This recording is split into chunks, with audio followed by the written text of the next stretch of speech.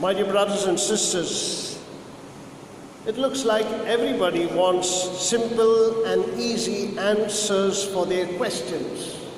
We have so many questions and we all love to have easy and simple answers. Well, some answers you can get in your Google. Like some of the answers that you want to search for, you go to the Google it, and then you get the answers. Like what day of the week I was born, it will tell you. It is absolutely amazing how much information we get out from all the connectivity that we have in the internet. However, looking at all that aspects that are there in the Google, remember that there are some answers that cannot be found in the Google. Like if your wife comes and says to you, right on your face and with your straight face you have to answer, how do I look with my lovely jeans I'm wearing? With your straight face you cannot answer. And answers to the main questions as we see of life cannot be Googled also. Like for example, why do I exist? Or why does evil exist with us? Or why there is evil in the world? Or even, how should I raise my very naughty kid? All these cannot be answered in the Google. To have a simple life, we also need answers. For this reason, we see the Pharisees who were there, in a way, were cornered by Jesus. Why? Because Jesus silenced the Sadducees about the question of resurrection. That's just the previous passage. And after silencing the Sadducees, the Pharisees now get upset. Is he going to silence us? And therefore they come, because they all know the Hebrew law, and they come to ask a question. In a way, trying to Google with Jesus Christ, saying, what is the greatest commandment? And well, you see, there were 613 Hebrew scriptural laws which are there for the Jewish community to follow. Having 613 laws, naturally you and I will also say, among all these 613, which is the greatest? And therefore it was an easy question for the Pharisees to come to Jesus and ask, because they wanted to see what is the answer from this master who's trying to become popular, silencing the Sadducees and now up against the Pharisees and the teachers of the law. And therefore they come with this question, what is the greatest commandment? And look at Jesus, how he responds to the lawyer's question. He quotes from two important law of Torah. The first one is from the book of Deuteronomy, where we see in chapter 6, verse 5, the Shema Israel, which says, God is one. You shall love the Lord your God with all your heart, with all your soul, and with all your mind. And that was not just the one commandment, the greatest. He goes a little further to tell them the second quotation from the book of Leviticus chapter 19 verse 18, which says, you shall love your neighbor as yourself. Now this is very important for each and every one of us to see how Jesus explains this maybe a tough question in a very simple way by giving them the Shema Israel and the Levitical, the law of the priests. You shall love your neighbor as yourself. And that is the reason why we see we cannot just be good to our neighbor only, or sometimes we cannot just be good to our neighbor who is very close to us, only for 1 day or 2 days, but this commandment is for all, always. You shall love your neighbor as yourself is always to love. Similarly, we know to love God with all our heart, with all our soul, with all our mind is to love Him always. Therefore, this commandment makes us feel that we hang on this law. Because Jesus himself said, all the laws that are there hang on these two laws. Therefore, let it be the 10 Commandments, let it be the Torah, all of these commandments, all of these laws come under these two commandments, love of God and love of neighbor. Well, my dear friends, this was not an easy answer for the lawyer to understand. Why? Because Jesus was not in a particular law, not even two particular laws, but he answered them by giving them that this law will bring the presence of God in you.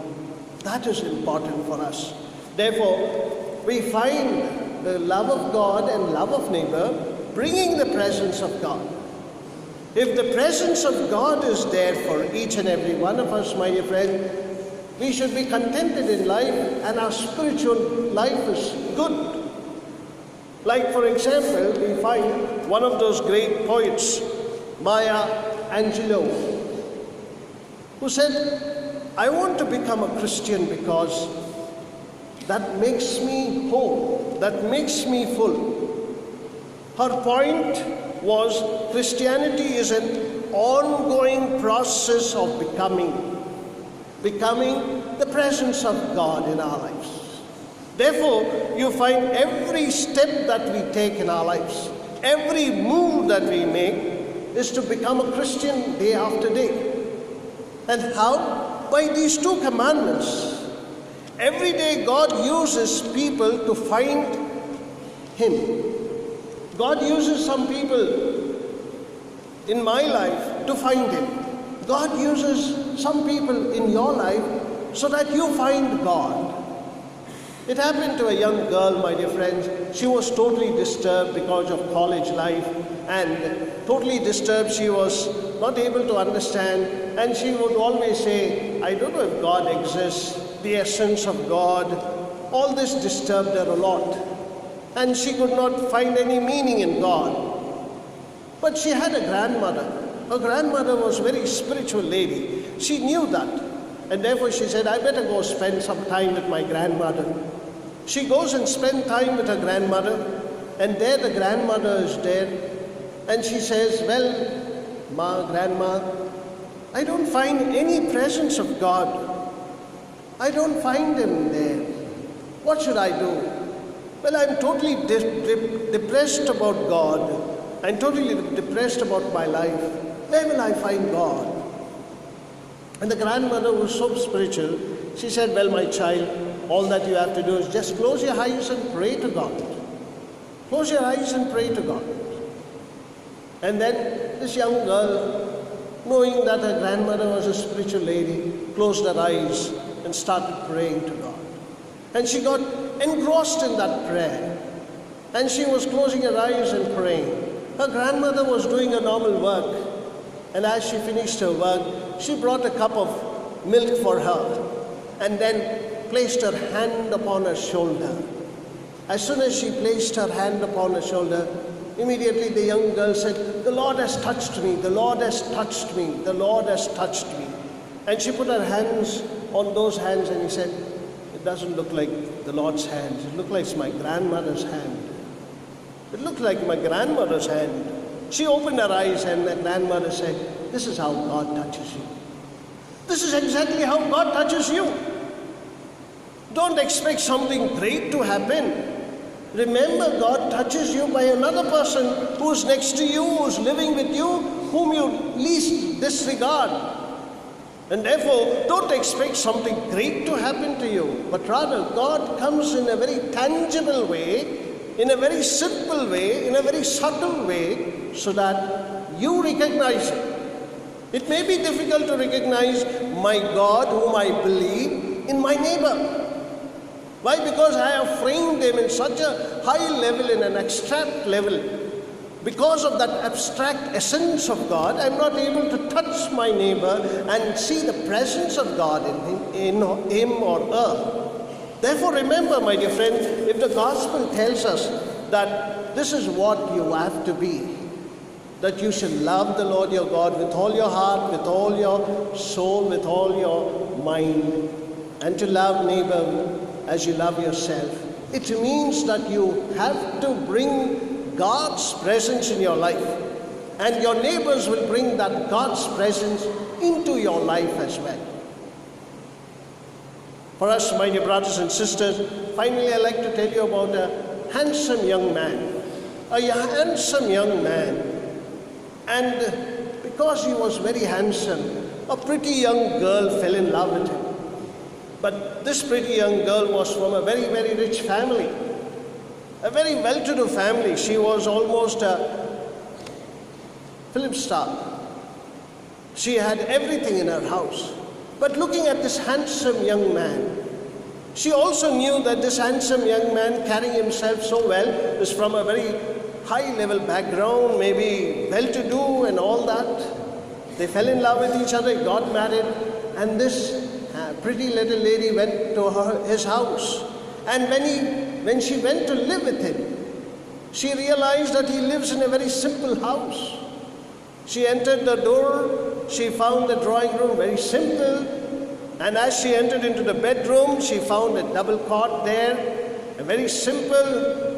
Being a very tall man, he had a teapot next to his bed so that he could stretch his leg on that teapot, and he was such a simple man. And looking at all this, the garden so simple, everything so simple, but he looked so handsome.